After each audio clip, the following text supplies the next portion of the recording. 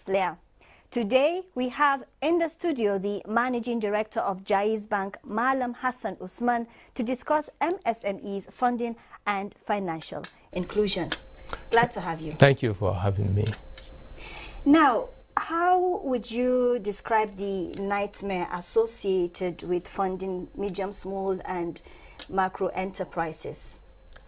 Well, you know, this is not peculiar to this country. It's an issue that has global impact. SMS is a sector that needed to be addressed because everywhere in the world they are the engine of growth. They provide the catalyst to development, and they are the major employer of labor. So no government, no community, no country want to ignore MSMEs. That is micro, small and medium enterprises. World over, they are the engine of growth. And in Nigeria, if we have to see real development, we must address this sector. And I'm happy this government has tried to address by setting or enforcing or strengthening specialized institutions like the Bank of Industry, Bank of Agriculture, recently Development Bank of Nigeria, and other efforts by the Central Bank of Nigeria to provide a robust arrangement that will support the funding of this sector of the economy, which is very important. You are talking about addressing the challenges of funding. Now, where loans are available, the issue of high interest rates is a major problem. It's still double digits. Well, you see, you have to look, you can't talk about interest or cost of financing out of the context of every country. People try to compare what other countries charge, or the UK, Europe, America, the interest rate regime. But you have to check what is their inflation rate. In Nigeria, inflation is double digit. Inflation is the rate at which the other definition of inflation is the rate at which your currency is depreciating against commodities in the country.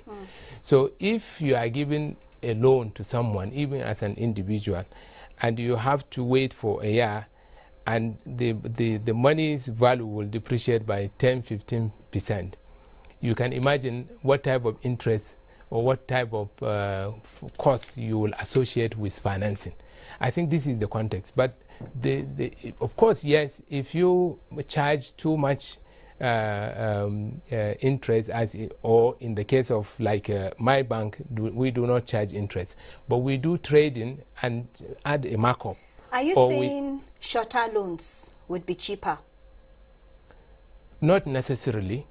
The issue is about also the cost of doing business.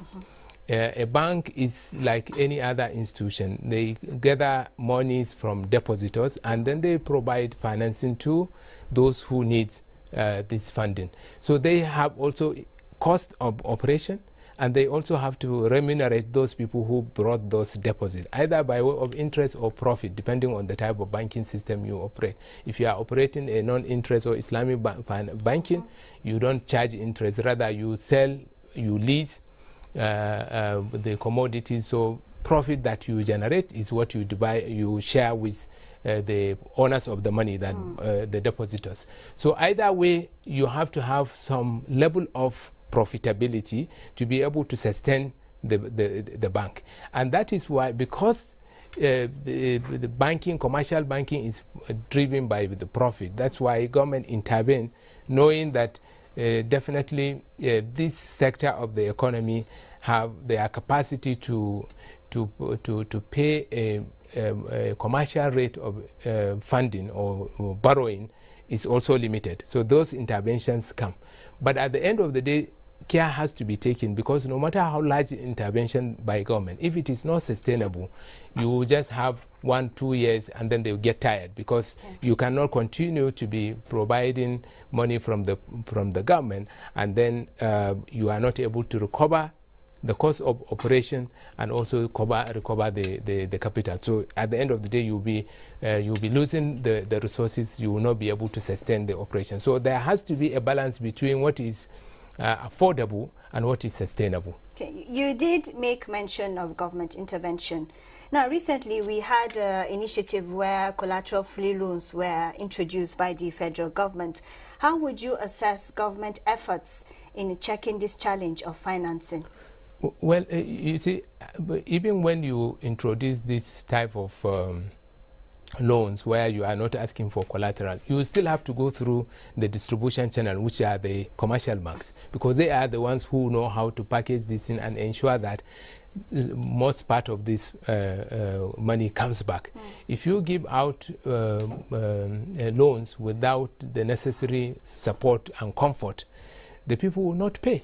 So you have to organize the means, even where there is no collateral, then you have to organize the people in such a way that they reinforce themselves through collective groups that will provide comfort to the lender. Otherwise, the money will not come back, and then you will not be able to have a sustained operation. Now, the other thing that the central bank brought is to allow people who may not have fixed type or the traditional type of collaterals to be able to access financing. Maybe they have a car that's movable items. They have a car, they have furniture, another thing that are not of a fixed nature, so that they can register, and then the banks will then be able to use that as a collateral to support whatever financing or lending they are doing. Now, but overall, what you needed to do also as a nation is to ensure that you have a very good identification system, so that identification, once a bank take someone on, they are sure that that person is that one identical person that you cannot, you can always get him if he borrows from the bank. Now we are talking about loans, we are talking about collateral, we are talking about financial institutions. Where does financial inclusion come in all of this? Are we saying everybody looking for funding is bankable? No.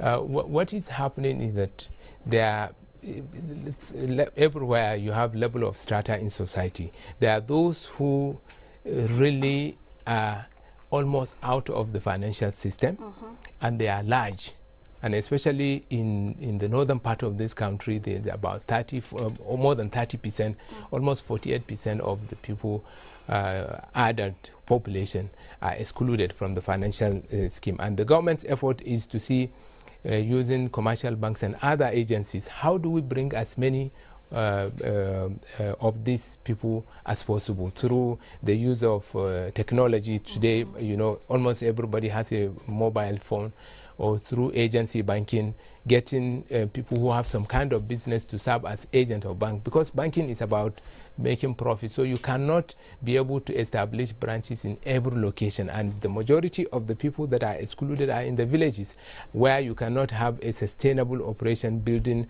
block and mortar kind of branches. So you are going to be using alternative channels, the fintech of this world, and using agency banking, which is now being developed at grassroots level, to be able to accommodate this level of customers and bring them. And it makes, eventually it makes business sense for the banking industry to have as many customers as possible, but these customers have to be profitable, and the method of delivering these services has to change. It cannot be the traditional method. Now, how optimistic are you about this financial inclusion?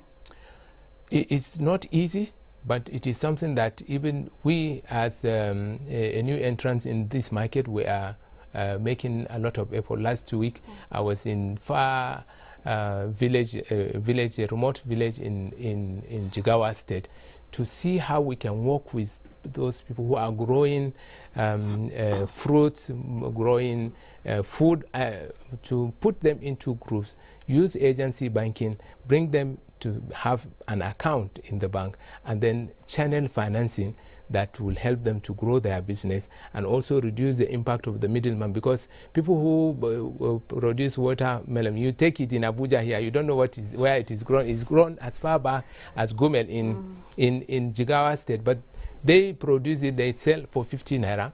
And the middleman will bring it to Abuja and sell for 500 naira. So we try to see how we can provide this funding to them through the cooperatives and using agency banking so that they can grow their own potentials and increase production, and also as well as increase their income level. This way you can now grow them out of poverty and then also into the inclusion. So inclusion will happen, but it is something that the banks and the government will have to work together to provide. Mala Hassan Usman, Managing Director, Jaiz Bank. A pleasure having you on the Business Express. Thank you for having me. Now, moving on.